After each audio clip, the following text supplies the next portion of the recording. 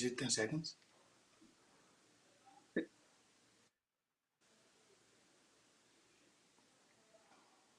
On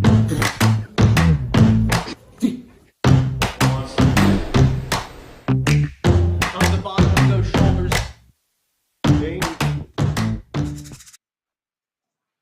Hi guys, welcome to Fitness Aces, a weekly live stream program tailored to help you reach your maximum level of fitness and physical abilities. I'm Dio Miranda. I am the fitness professional, corrective high performance exercise kinesiologist, working with the mind and the body at the Austin Tennis Academy. Welcome. Hi guys, I'm Mike Kelly. I'm the lead strength and conditioning coach at Soto Tennis Academy in Soto Grande, Spain. And I'm Josh Rifkin, a master tennis performance specialist, also a tennis coach with Dio at the Austin Tennis Academy.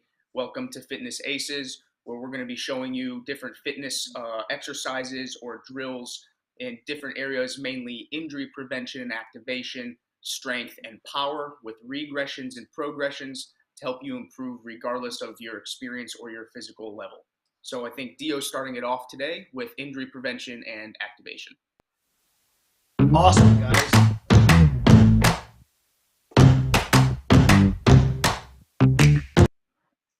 Hi, guys. Well, one of the things I was thinking too much about this thing, but I want to keep it really simple for you coaches and players of all levels and ages out there.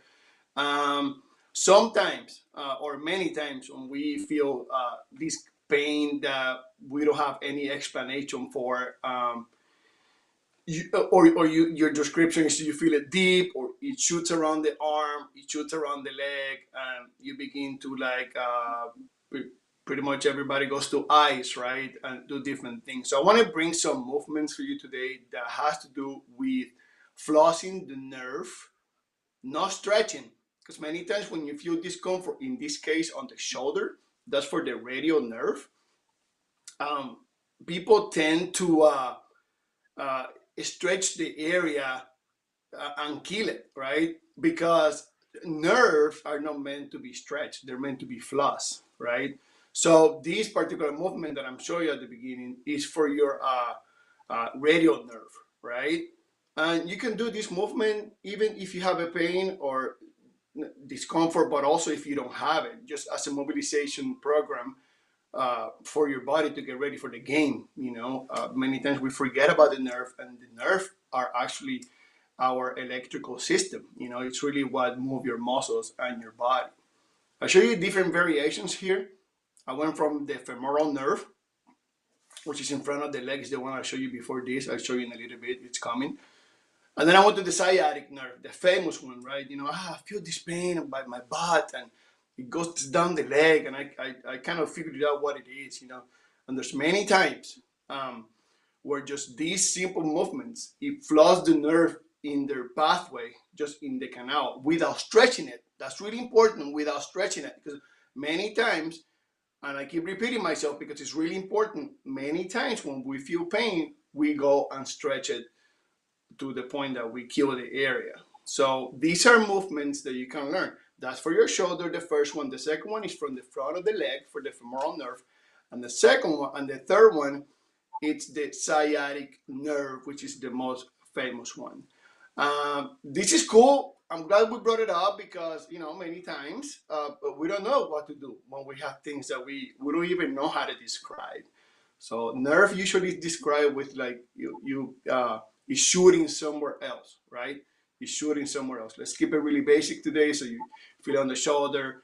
If you feel something on the shoulder, but you also feel something on your elbow and in your hand, and these are movements that you can do for yourself, and they come from your house or before you play a match and stuff like that. So once again, floss the nerve, don't stretch it. All right. If you're confused, just move the nerve around the area, and then go do your thing. What do you guys think? It's really cool. Really cool. Nerves, many times, as you said, like it's that unknown pain or that unknown tightness or that unknown muscle spasm. So if you're someone who's like, my hamstrings are tight, I feel this in the back deep of my thigh, and you're just cranking on hamstrings or stretching hamstrings all the time and you don't seem to get relief, doing that last one you did, that sciatic nerve floss, might help to loosen up some of that signaling to calm the hamstring down. Or maybe Yeah. it's just the nerve is compressed a little bit. So it's definitely something to take note of if stretching or mobility seems to be kind of hitting a wall, and that pain is, as Dio was saying, deeper or kind of shooting or dull underneath where you can't really figure out how to stretch it. Yeah. And Yeah. what's cool, these other movements, Dio, like you're moving the joints like together. So you're not only allowing the nerve to move a little bit better and send the better signal, but I mean, secondarily, not the main focus, you're getting some joint mobilization, right? Like Oh, you're getting sure. your neck rotation, you're getting shoulder mobility, you're getting knee joint movement, ankle dorsiflexion that we did in the first week. So there's Yeah. a lot of little things happening where the nerves are being pulled through that system to help loosen them up a Yeah. little bit. And Yeah. Yeah. tennis athletes, man, how many do we see, Dio, with that wrist or elbow, maybe even the shoulder, but the wrist and elbow Way too pain, and many. it's due to some sort of neck shoulder compression of the nerve. Yeah. Way too many. There's also, as we know, you can go on and on. There's also a ways to create tension within the same areas, right? Different movements that also that person might need. And not to get super specific on this call, but I mean, there's always so many things. We're just showing you a little bit, and coaches, as you get to know your athletes and what they feel and the different things, right? Then you might try to do some things like this. So, Awesome, and Dio. going back to what you say about the increasing and decreasing joints, well, it's one body, right? And you see how we all work together with the muscle, the nerve, the bones moving. Like we're one body. There's no segmentation here. It is in a way, but it's with the intention of moving forward as one body. So, Mike, you were gonna say something. Yeah, the hamstring neural floss is one that we use quite a bit at the academy. I've never actually used the radial one, but it looks awesome. Yeah, because we get so many players. Obviously, we have 3 hard courts, 3 clear courts. So we do get issues with wrists and elbows, especially when they've spent a lot of time on one surface and then they go to the other. It's just obviously if they go into the clear, they're trying to put a little bit more spin onto the ball and things like that as well. So when we see things like elbow and wrists, it's having things like that to go to, which is awesome, amazing. In terms of when people can actually include these, is there a specific time that you guys would add them into a session? Would it be during the warm up? Would it just be in their own time when they've got free time? How would you guys like explain to Yeah, the viewers at home how to use them? yeah. I am a huge fan of doing things at night before you go to bed. I think you get a lot of benefit from that because the brain is also recording as we move. But and then you go like 20 to 25 repetitions of these movements. But of course, you can do it before you go into serve. You can use it as a mobilization thing, but you know what you're doing. And you brought up something really important. Which it happens many, many, many times. Where we change grips or when we practicing a new serve and stuff like that. These are little things that are really powerful to help your athletes understand themselves and to give them something so they can break even, right? All these things, movements, your brain is not used to it. You're opening pathways as you go. So it's really good to have some, different movements here and there that the athlete can rely on, and have some tools in their box. So what time you do these things, Josh? Like before, after? It can vary, but what's your take on it? Yeah. Depending on, I'm going to build on 2 thoughts that you were just talking about too, and Mike made me think of the one, and you built on it, and it's I'm mostly going to use these part of a mobilization for someone pre-training or workout session with me or before tennis. So maybe there's a specific targeted area that needs like a soft tissue release or a specific dynamic stretch, let's say, and then I would go into this nerve floss or neural mobilization when the tissue is a little bit more calm and that nerve can maybe move a little more freely. Because sometimes the first few reps with this, guys, it's kind of like you might get those symptoms of that pulling or the shooting, but when you're going through these and moving through them, it should smoothen up throughout the repetitions. Mm-hmm. So I found that if someone does more of a mobilization or a dynamic movement prior to these, then I put them in and it might be a little bit more comfortable to go through. And then seconding Dio's comment, it's homework. So players are going to be doing this at home throughout the day or like before bed in some sort of body renormalization or relaxation type of time that they would choose to do that. So part of their pre-routine with mobility, and then also some homework stuff to not be always doing that with us. And then I wanted to just give some insight on what we see at Austin Tennis Academy is a lot of times players will come in with these complaints of these maybe nerve compression issues or these restricted new deep pain issues after that they're trying a new technique or they're changing something. And Mike brought this up with changing surfaces where someone might be trying to hit a heavier, more shaped ball on the clay court instead of driving through. But if they're a hard court player, that's going to be a very big difference on their hip complex, their rotation, their shoulder, elbow, and wrist. So many times when someone's maybe changing grip or new technique, learning to be more pronation on their serve, they're going to be showing some signs of that elbow or wrist issue, which could be stemming from compression in the area of that nerve. So that's when I mostly see it with our players is a new technique or change, as Mike was talking about, and deal with the grip and everything. So it's good information or feedback for everyone. If you're working on something on your game, whichever level, and you notice this newfound discomfort of unknown origin, it could be just the body being a little bit compressed in that new way. And these neural mobilizations maybe help that. And remember, a quick reminder for everyone, every time we're working with the body, especially in this case with nerve, well, think about hydration, because water and electricity, it's going to be a faster message going there. So hydration is really important when we're dealing with these little things, right? So it's like it's life what you want to bring to it. And also, one last thing is use this movement, like I always do it, as an assessment. So every single movement is an assessment. You get to know your people as they move through different things, and then collect that information and then create your program and move from there. So cool. And thank you, Mike, for the question. I think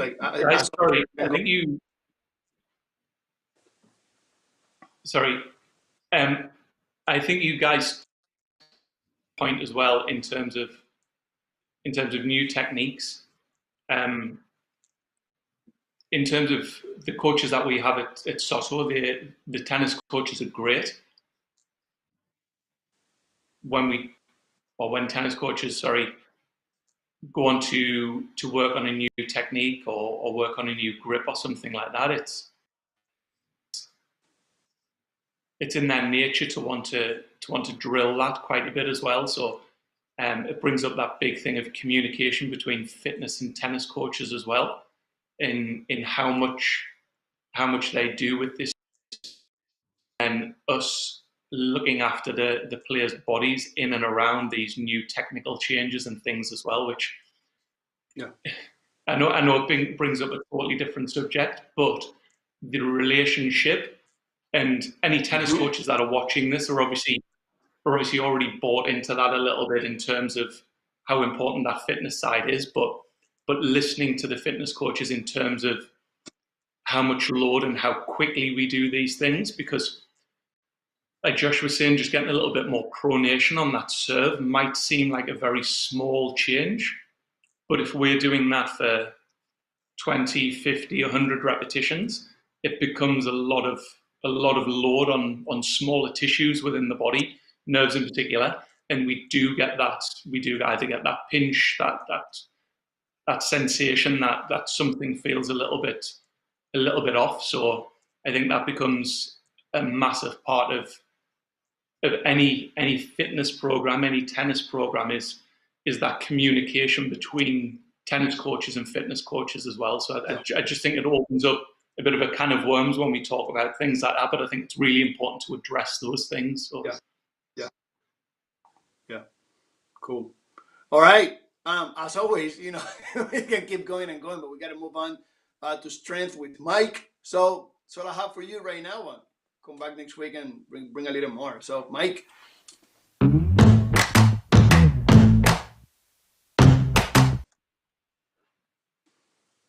Hey guys, it's funny with the image that we've just shown of somebody doing or two people doing a single arm push-up is quite relevant today because we're going through push-ups.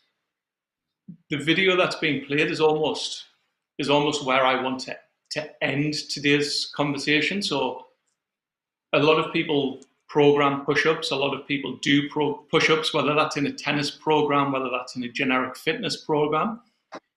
And a lot of the time they aren't done correctly. And I think if you asked anybody walking by on the street that didn't have much of a knowledge of exercise and strength and conditioning and fitness, ask them to name an exercise, push-ups would be up there in terms of an exercise that everybody seems to know. But just because people know the exercise, it doesn't mean it's one that's executed well all the time. And I think in terms of progressions, people see others doing full push-ups and think, well, right, I'm going to do it like that. But that's almost the end goal in terms of strengthening of a push-up. I know we can add external load, we can slow the repetitions down, but I think in terms of what the push-up is, people usually start off at a bit of an advanced level as opposed to just going in there, learning the technique. And there's lots of different things that we do at Soto, and there's lots of different things that you can do at home to try and build up to that push-up position. And I think it's all about working at where you are currently and having a bit of a phased progression to then take you into either the full push-up or a little bit of an insight into what Josh is doing, but more powerful versions of push-ups. But we need to nail this technique down first. I wanted to take the time, unless the boys have got anything to say, just to show a couple of progressions and regressions on that exercise as well. What do you guys think? I'd say go for it, Mike. I mean, we can talk more power section and other things and what you show, but yeah, that'd be good to see different pieces of it for sure. So one thing from my point of view is I rarely see people go from a kneeling push-up, which was what we call a kneeling push-up, a half push-up. I'll show you that now. Straight to a full push-up. There is a big difference between a kneeling push-up and then a full push-up. So if I move back, the kneeling push-up, all we tell people, onto the knees, we want to try and get that straight line through the knees, the hips and the shoulders. So we just drop our hips down, hands onto the floor, and then we just drop down and then push back up. And in terms of an easier version of a push-up, it works. It's an option. But to go from this and then feel comfortable coming into this position, I think the gap's generally too big. So what we try and do at Soto, there's a few things that you can do. We use strength bands. So if somebody's able to do 12, 15 repetitions of a kneeling push-up with control, then instead of pushing them straight onto the full push-up, we would do a banded push-up. It's difficult for me to show you at the minute because I don't have a partner. But if you can imagine if I'm in that push-up position, I can go band around my hips, or I can go band around my chest. And in that position, as I'm on the floor, go into that position. If somebody's pulling the band here, or in a safe way, you can attach it to a weight frame or something like that as well. So like a squat rack or something, you can attach it to. This then, obviously, as you go down, the band stretches. As you come back up, the band wants to return to its normal length. So then it assists you and takes a little bit of your body weight away. So we see some really good results from using the bands. If you don't have access to the bands or you're by yourself, what I would do is what I do with a lot of exercises to start off with. It's a great way to learn technique, and it's also a great way to develop strength to then build up into tougher exercises or more advanced version of that exercise. Would be we call it the no push-up. So it's basically going into a push-up style position, but you're not actually pushing yourself up off the floor. All we want to do is lower to the floor with control. You can still develop a good bit of strength there. And then you go onto your knees, push yourself back up, and then lower down again. So from that push-up position, you just go up onto your toes, lower yourself down, all the way down, relax, push up onto the knees, back up onto the toes, lower yourself down, and then I love that one. And then from there, obviously I did maybe 2 or 3 seconds, but in terms of progressing somebody on to do a good push-up, a good quality push-up, I would say you probably need to be able to lower through with control for around about 5 to 10 seconds for multiple reps. So if we do that for 1 or 2 repetitions, it's good, but then just trying to build up that volume as well. Do you guys want to jump in at any point? Is there anything you want to pick up on? That's actually really cool at the end when you did, what we call the eccentric contraction, which is actually when people gain the most strength. It's huge, and for the coaches out there, it's, going the opposite. It's hard to explain eccentric contraction, but it's like, what he was doing with going slow to the floor. That's what we're talking about. You can do the same thing for pull-ups and many other stuff. So great information there for push-ups that we did like 1,000 variations of it.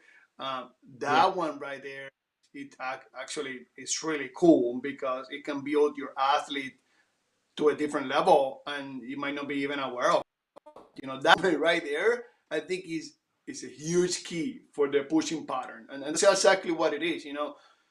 Many people might say, oh, just the push-up. Well, just the push-up, it's the pushing pattern that helps you play the game better. You might not have that many shots where you're on the floor and you got to push away, but you also do other movements like throwing, serving, and you're also pushing forward as you go. So all these things help, that's great info. Yeah. I have so many thoughts rushing right now in my head. Yeah. So Mike, that one where you showed with the band, I do that one all the time with younger players that aren't able to be stable enough in a regular push-up. And this is giving them the sense that like a lot of people are like, these are hard or push-ups are hard or I can't go all the way down and up. And this gives a sense of this is challenging, but I'm able to complete these repetitions in full range of motion. So it's very powerful for the mind. And something that I want everyone to understand from a push-up perspective is this is not an upper body chest arm exercise. This is a full body stability exercise and control exercise with the emphasis on that chest or pushing pattern. Meaning if you're not stable or strong enough, you might just push only from your arms, and that's going to cause a lot of that shoulder or that head dropping, so kind of that neck tension, and even in the lower back. So what you're doing in a push-up, it's really allowing force to go through the front side of your body without arching your back or extending.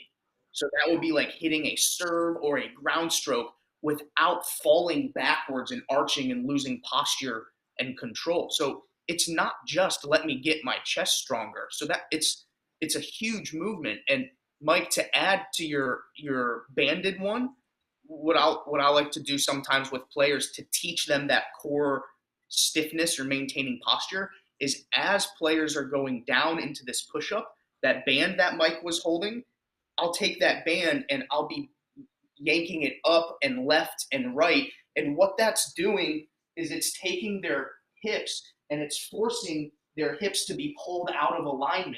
And they have to stay strong and stable as an external force is being pulled on them. So you're getting stability, you're getting that eccentric control, and it's forcing proper activation in core and hips and alignment, and has big dividends to be able to go into that standard push-up.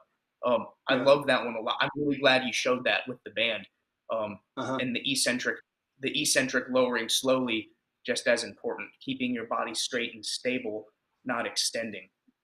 Really cool.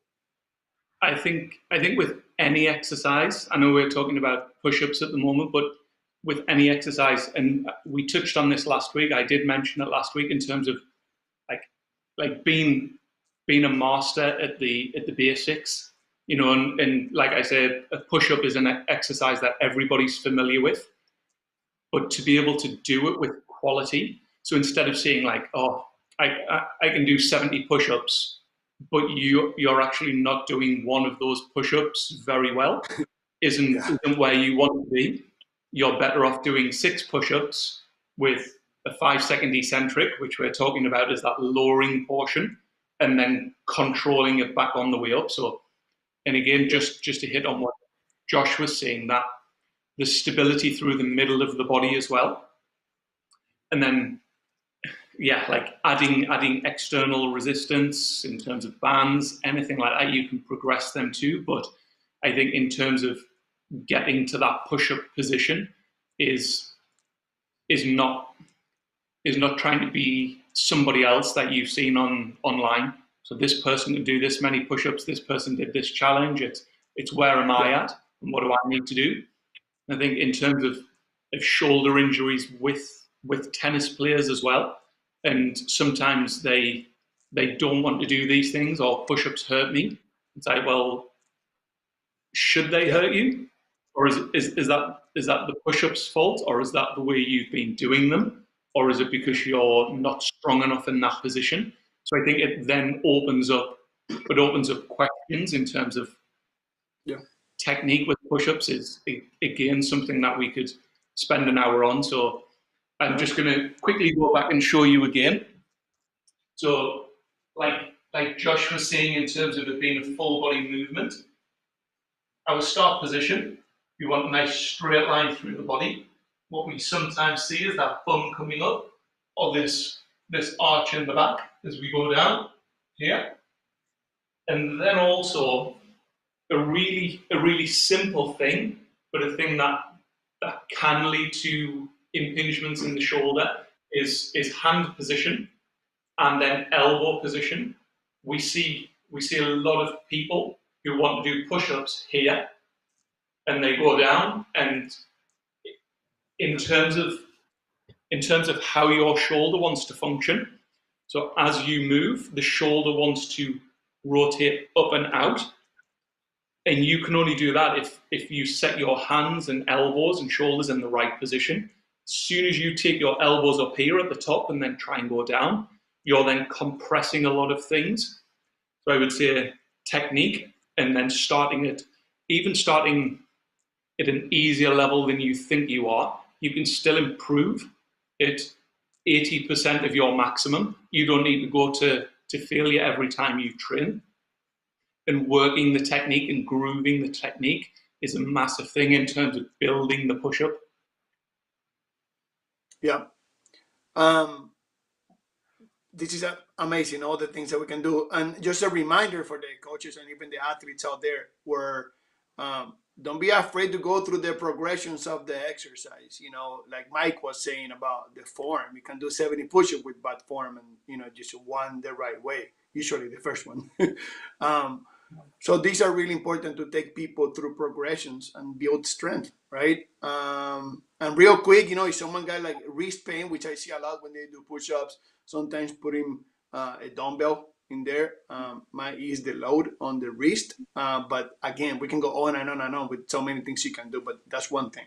So yeah, I think just to jump into that as well is, so like Dio was saying, having something. So I use my bottle of water. So obviously in a normal push-up, we're going to be hand flat on the floor. So in terms of tennis players, wrist issues are again commonplace. It's one of the key areas for a tennis player to suffer some serious injuries, but a lot of like niggly type injuries. To then be able to hold obviously a dumbbell a little bit of a thinner position than this would just keep that straight line through the wrist. And I think if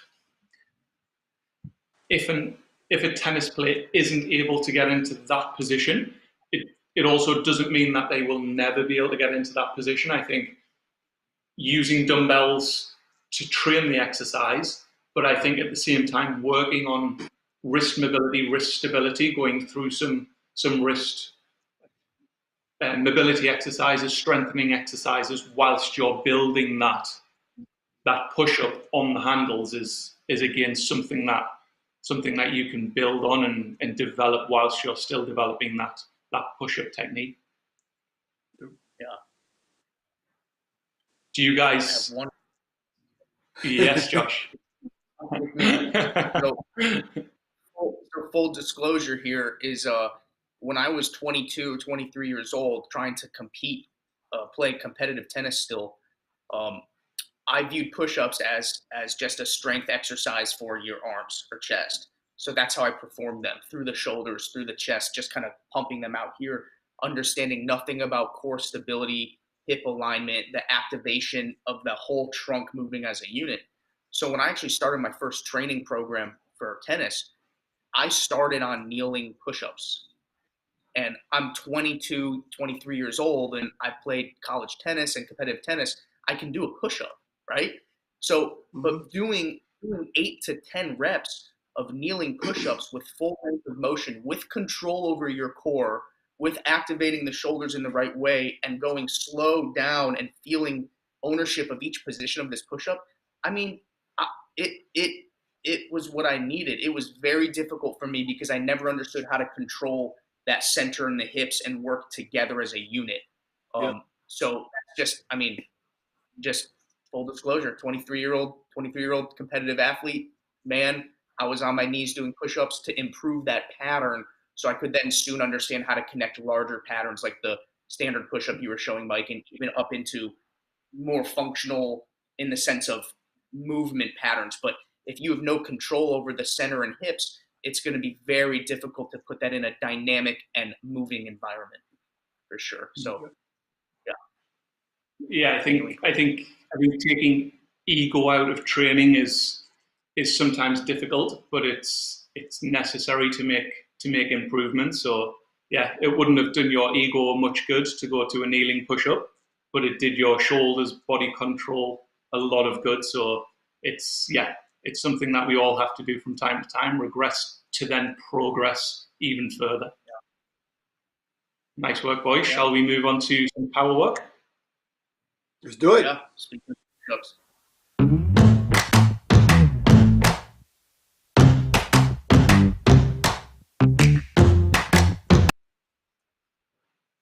All right, so power movement, we're going to be building off of that push-up pattern.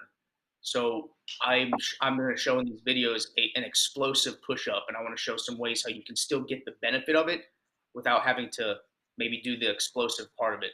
So this would be understood that you have already built the prerequisite of trunk and core stability and control. You've already mastered the kneeling push-up. You have already mastered there we go. You've already mastered the standard push-up that Mike was showing. So I'm showing two here because if you're progressing first to power from a push-up pattern, you should probably be starting from the knees, which is the second maybe. I show a traditional push-up here and exhaling on every exertion of force. So exhaling like you're hitting a shot, hitting a serve. So push-up pattern explosive, and then push-up pattern explosive from the knees. And starting from the knees is what I would suggest if you were just building up that regular push-up pattern. So I do want to show a few things, unless the guys want to speak to something prior to that. But Oh, well, any thoughts, No, guys? Joe. warning, for because I know a lot of people are going to go straight and do this. So you got to make sure that you're qualified to do these movements. If you go into Mike's presentation and just the normal push-up, um, then jumping into this, like Coach Rifkin was talking about, is a good thing to do. And of course, I have to remind people because many people, athlete coaches, they're going to go straight to it. And, as we always say, there are many variations, but be careful. So, So I'll show a few things now. So the first thing I want to talk about is are you able to do more of an explosive standing up pushing pattern or an explosive push up? And I want to talk about a screen you can do, a self screen. It's taken from Functional Movement System, so it's a trunk stability push up. So guys, you should be able to do a push up with the thumbs in line with your armpits and up by minimum standards your nose. So your thumbs are in line with your nose and elbows up and squeezing, and being able to control your trunk, doing a full push-up as one unit in line with your knees. Girls or women, you can be down by your collarbone or your clavicle and be able to do the same thing. But a lot of people, what this is doing is putting force through your trunk. And if you don't have the requisite stability in your trunk or core, you'll get a disconnected movement, meaning I'm moving from my shoulders first and then going up, or you'll just get not being able to complete it. That's just the strength issue, or you'll get a push up where that back arches big time. So being able to do that screen for, can you be doing more of that explosive force through the front of your body and still stay protected? So I'm doing that with everyone prior to being able to do a forceful explosive push-up for sure, plus mastering the Mike's videos. So two things, let's say you have trunk stability, but it's a little shaky or the strength just isn't there. So building off of kind of what Mike was doing, there's called the drop push-up. So a drop push-up, I'm gonna start from the knees, as I'm in that push-up position, and I'm gonna literally act as if the floor was removed from my hands. And I'm gonna fall down and catch myself staying stable so my back's not gonna be arching. So knees, drop and hold. Knees, drop and hold. So that's putting the huge stretch on the chest muscles, getting all the openness so it's ready to fire and exert force, which would be from that explosive push-up or pulling the arm back to get ready to hit a ground stroke or whatever shot in tennis. And then the second piece of that would be what's called a dead stop push-up. So it's kind of like that stability screen I just showed. I'm going to be in a regular push-up position, and I'm starting on the ground. Dead stop meaning I'm not using any of the stretch in my muscle, no momentum. So let's say I'm able to clear the trunk stability. I can now just start on the ground, arms are slightly up.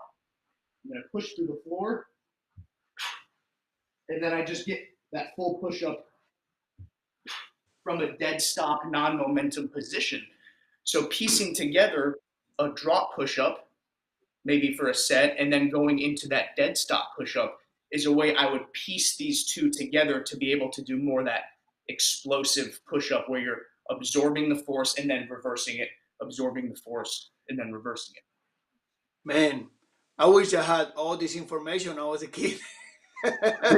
It can save you from so many things, and again, variations big time. So this is awesome.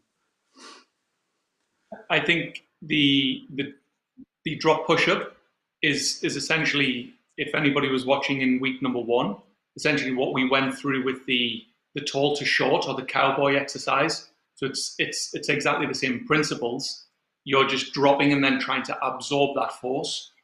At the same time, on this one though, like Josh was saying, in terms of that ability to maintain position and strength through the hips and the core, it's huge, because we would see these things off court in the gym environment, but we could almost predict that we would see them in the gym environment from watching somebody on court as well. So these things are so closely linked. When somebody's on court, they may lose that core position when they serve, when they're pushed out wide, when they're going through certain shots. And it's something that we can take into the gym and try and look at it and talk to the athletes about it and try and develop these qualities within their body and within their strength. Yeah, that's awesome. I want to add one little thing real quick. For people that go through frustrations when they're trying to do things like this, and they go, Coach, I just can't. Coach, I just can't. Many times what improve the strength of your pushing pattern, which are all these two from Mike and Josh, is your rotator cuff. If you have a strong rotator, many times when you cannot do pushing pattern the right way, it's your body protecting you from something else, from keeping that ball in the socket. So bringing some security into the socket by doing some normal, boring, I know, external rotations and internal rotations, you can benefit yourself or your athletes to do this the right way. And again, don't rush. There are variations to it. So keep watching a fitness aces so you learn something. Yeah, that's massively important, and that's for any type of like patterned movement, right? It's like, how does the body's not going to take you in a place that it's not comfortable or it's a risk of injuring. So stabilizing rotator cuff or scapula or core and hips and whatever those areas are to complete movements. Like I have one of my tennis athletes I've been training for many, many years. She came to me yesterday. She's like, she's over 6 feet tall, never been able to do a pull-up, never been able to do a pull-up, never been able to do a pull-up. I can't do a pull-up. So I've given her scapular work, so like that rotator cuff. So just small things to help stabilize the scapula that's actually going to be part of that first movement of activation in the pull-up pattern. And after not trying to do pull-ups in a while of just doing that stability boring work, she almost did 2 full pull-ups yesterday. Yeah, or awesome. yesterday or the day before. So it's like she was so excited about that, and she didn't do the pull-up. But to Dio's point, protecting the joints and stabilizing will allow more activation of the whole movement that you're trying to accomplish. So that was just a tangent there, but really important, injury prevention and also improving the movement pattern. And I do want to show one progression. You've mastered trunk stability. You're able to do explosive push-ups. You've been doing them for a while. You want to still increase the power on your ground strokes or anything in the pushing pattern. And this is best done with a partner. You could try it with a wall, but you're going to have to get used to the timing. And it would be, see if you can see me, it would be a medicine ball here. And let's say you guys are my partner. I'm going to, as I fall forward, I'm going to explosively press out a medicine ball, absorb my explosive push-up and push back up, and then catch the med ball again. And then I would do my rep scheme with that. So it would be here, push, absorb, come up, catch the ball, push, absorb, catch the ball, push, and absorb. And I'm doing it on my knees right now, and that's going to be really isolating upper body power. And you could even get more forehand pattern. So it would be like, have the medicine ball, rotate my torso. I'm going to shot put this medicine ball, forehand, backhand. There you go. But you've got to be able to do the explosive push-ups prior to adding more of that open chain environment we see on the tennis court. That would be like the top in which I try to get someone with explosive push-up relating to forceful power using their ground strokes or serves. You could even go overhead throw and then absorb the push-up. So whatever pattern you're trying to work on, but that would be the most advanced version of that type of work. And passing with the partner coming back. You can try it with a wall at home with like a basketball, but the timing, it might hit you in the head a few times, but the timing of that ball coming back, I would need a partner for sure. Yeah. So any other thoughts on that? Power? Well, just going from that, I think everybody watching, you've definitely got something to work on in terms of that upper body pushing pattern, that push-up pattern. So you've got anywhere from that kneeling push-up or that eccentric push-up that I showed, all the way through to those medicine ball variations that Josh was just going through. And you will fall at one end of the scale, or you will fall in the middle of the scale. Finding your place, finding what you need to work on, and developing that with good quality is where we need to be. Yeah. Awesome. Great stuff, Josh. Cool. Well, that's all for the power then. But guys, Yeah. that was awesome. Thanks everyone for watching and tuning in. And yeah, I mean, I hope you guys get something out of it. Feel free to reach out if there's questions. And yeah, we're back every week. Yeah, for sure. Great information. Again, I wish I had this when I was a little kid. So a lot of thoughts into this and work, and this is just like a little piece of it. So I guess we'll see you next week with some cooler information as we move forward. And remember, guys, if you want, you can rewatch this video. You can catch up on this video on demand on the Tennis 2020 YouTube channel, or you can also get it on the Soto Tennis Academy and the Austin Tennis Academy Facebook pages. So make sure you check it out, or you can actually watch episodes 1 and episodes 2 there as well. So no excuses. Awesome, guys. See you next week.